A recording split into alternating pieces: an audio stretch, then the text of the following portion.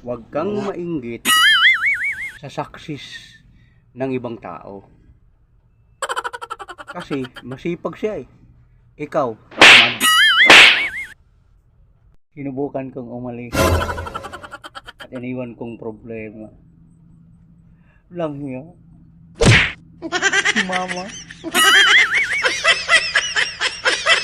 Yog sukli ang mga tao nga nagdaot o sigig bantay nimo. Una-hunaan na lang mga tao na sila nga wala mahimutang. Ano naman, nanood ka naman ng video post ko, tapos magagalit ka, tapos mag-iingit ka. Bakit? Nag-post ba ako para sa'yo? Hindi mo na. Ha? Ano ka? Hello? Ayaw sukli ang mga tao nga nagdaot kanimo o nagbutang-butang o sulti.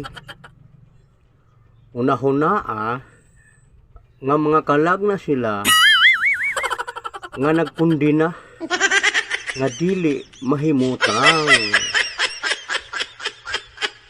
Oy, ayan na naman siya nanood sa video ko, tapos maiinis, gagalit at sisimangot yan.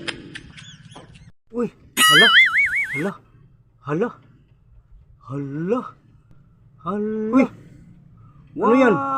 Anong wa? Anong wa? La.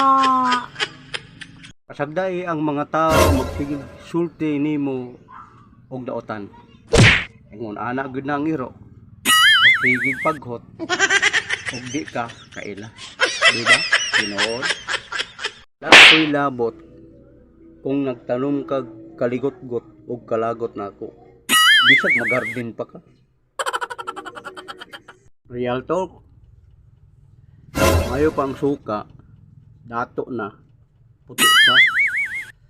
Samantalang ako, itom na. Pobre pag yun.